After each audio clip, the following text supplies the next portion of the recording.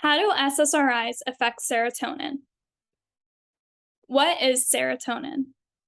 Serotonin is a monoamine neurotransmitter that is involved in sleepiness, alertness, thermoregulation, and mood.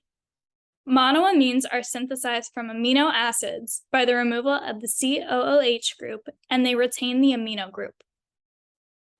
It carries messages between your nerve cells in your brain, the central nervous system, and it carries signals throughout your body, the peripheral nervous system. Serotonin has an electron geometry of trigonal planar and a bent molecular geometry. The lone pair of electrons on the nitrogen atom pushes the two double bonds closer together, causing the bent shape. What is an SSRI? Selective serotonin reuptake inhibitors are a type of medication prescribed as an antidepressant. Mental depression is believed to be caused by a lack of two types of neurotransmitters in the brain, serotonin being one of them.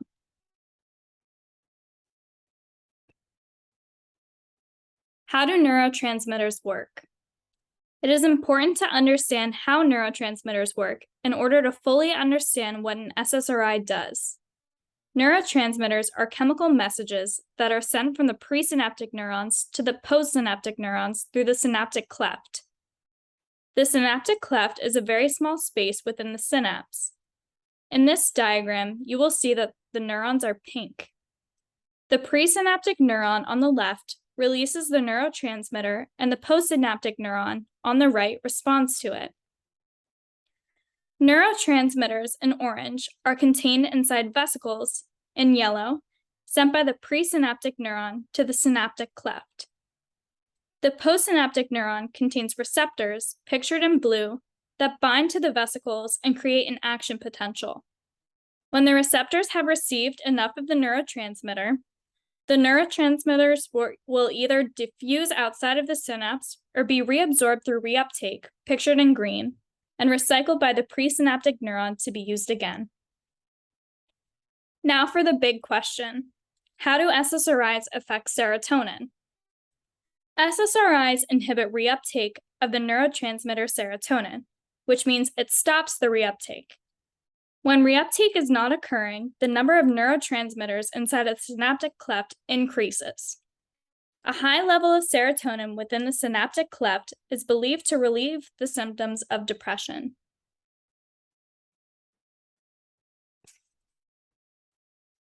Chemistry involved in neurotransmission. Pictured to the left is a neuron. Neurons are brain cells that aid in the communication between the central and peripheral nervous system. The axon terminal, located at the bottom of the neuron, is responsible for releasing neurotransmitters. The axon terminal releases the neurotransmitter when it is stimulated by an electrical current from the axon, which is the string connecting the top of the neuron to the axon terminal at the bottom. The picture in the middle shows an axon terminal of the presynaptic neuron close-up. As you can see, an action potential is sent towards the terminal, which causes depolarization of the neuron. When the nerve signal arrives, the voltage-gated calcium channels, pictured in green, open. This causes calcium to trigger the release of synaptic vessels in blue, causing the release of the neurotransmitter. The picture on the right shows the postsynaptic neuron. When the neurotransmitter binds to the receptors, in purple, ligand-gated channels in pink open, allowing sodium to enter the cell and potassium to leave the cell.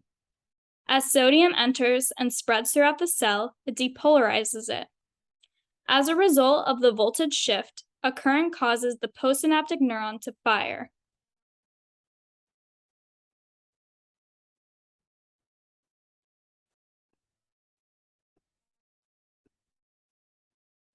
All about SSRIs and the history of SSRIs. The first antidepressant was made accidentally. The drug iproniazid was intended to treat tuberculosis. Studies showed that patients with depression who took iproniazid had improvement in their mood. There was a similar finding with the drug imipramine, which was used to treat allergic reactions.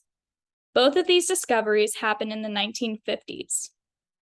The common denominator between these two drugs was that both of them had the same effect on monoamines. Monoamines include norepinephrine, epinephrine, dopamine, serotonin, and histamine. Both of these drugs are considered TCAs, or tricyclic antidepressants. Scientists concluded that the most effective monoamine in treating depression is serotonin, thus creating serotonin reuptake inhibitors. Prozac, also known as fluoxetine, was the first SSRI. After the discovery of SSRIs, pharma advertised the drug to encourage uses and claimed it to be a treatment for depression. This raised awareness, and many people started to come forward and ask for help. It was later discovered that antidepressants alone could not cure depression. Today, antidepressants and cognitive therapy work hand in hand as an effective treatment for depression. Before these drugs were discovered, researchers believed that psychotherapy was the only way to treat depression. Examples of TCAs and SSRIs. Iproniazid is a TCA and was discovered in the 1950s. It was originally intended to treat tuberculosis. Imipramine is also a TCA and was also discovered in the 1950s. It was intended to treat allergic reactions. Prozac, also known as fluoxetine, was discovered in 1972 and approved by the FDA in 1987, and it is used to treat clinical depression. Zoloft, also known as sertraline, was discovered in 1977 and approved by the FDA in 1991, used to treat depression. Celexa, also known as citalopram, was discovered in 1989 and approved by the FDA in 1998. Lexapro, also known as escitalopram, was discovered in 1997 and approved by the FDA in 2002. Thank you.